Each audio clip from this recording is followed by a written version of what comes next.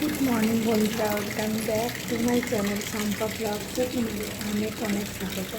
কেমন আছো বন্ধুরা? নিশ্চয়ই ভালো আছো। আর আমরা খুব খুব খুব ভালো আছি। সকালবেলায় চলে এলাম রান্নাবান্না নিয়ে। আর ঘুম থেকে উঠে শুরু হয়ে গেল সকালের কাজ কর্ম সব কিছু। তো বাসি কাজ হয়ে গেছে, এবার আমি যাব রান্নার দিকে। আর এই দেখো আমার বেলফুল গাছে কী সুন্দর ফুল ফুটেছে, তোমাদেরকে সেটাই দেখালাম। কুঁড়িও এসেছে। আমার বেলফুল গাছ আছে যতগুলো, প্রচণ্ড ফুল ফোটে এরা, বুঝেছো?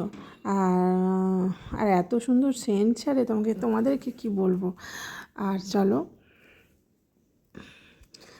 এবার যাব রান্নার দিকে।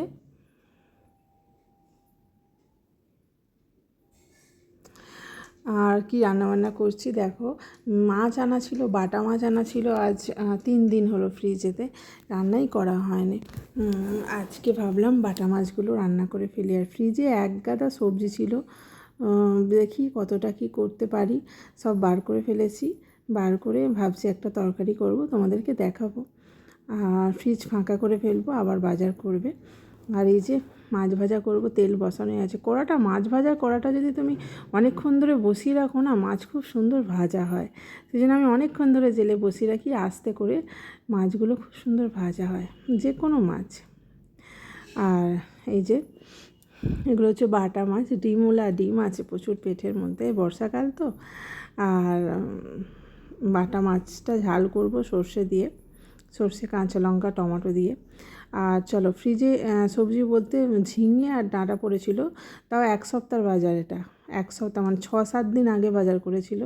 তো সে বার করে ফেলেছি ঝিঙে ডাঁটা, যতটা দেয়া গেল বেছে বেছে দিলাম। দিয়ে আমি ভাবলাম না, এই সবজিটাকে একটু মশলা দিয়ে তৈরি করতে হবে, কারণ ফ্রিজেই আছে 6-7 দিন, এর স্বাদ অনেকটা কমে গেছে।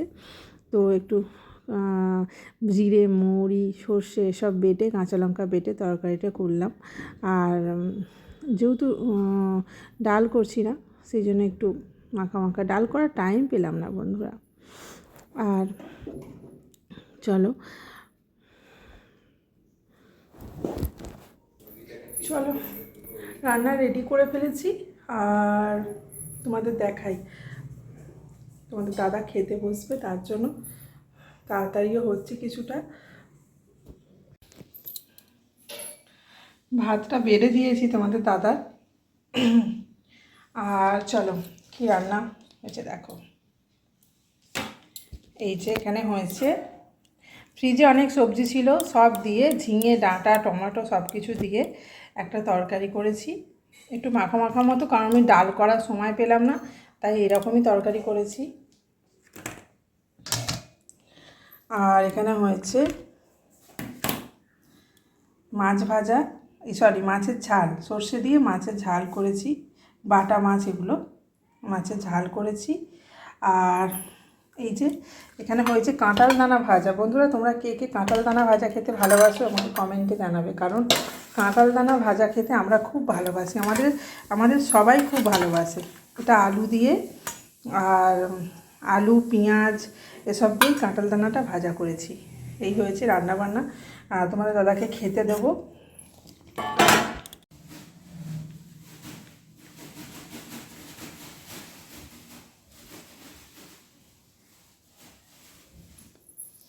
তোমাদের দাদাকে খেতে দিয়ে দিয়েছি, খাবে।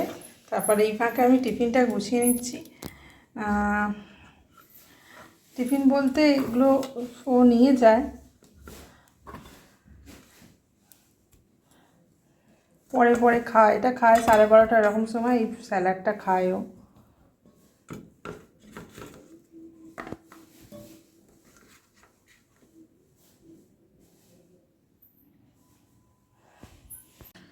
টিফিন গোছানো হয়ে গেছে, টিফিন গোছানো হয়ে গেছে।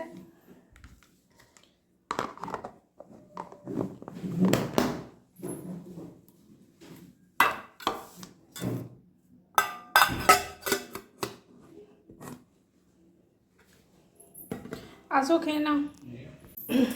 আমিও খাবো লেবু জল, কারণ আমার সকালে রোজ লেবু জল খাই, তারপর খেয়ে আমি করব ব্রেকফাস্ট।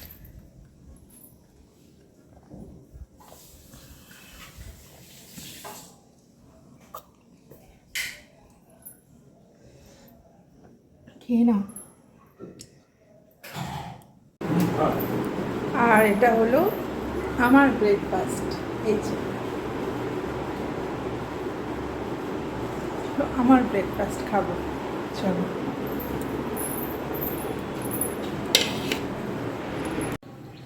আর আমি ব্যতিব্যস্ত হয়ে যাচ্ছি বন্ধুরা। গন্ধরাজ গাছে এত কুঁড়ি আসছে, তা সত্ত্বেও কুঁড়ি ঝরে ঝরে পড়ে যাচ্ছে।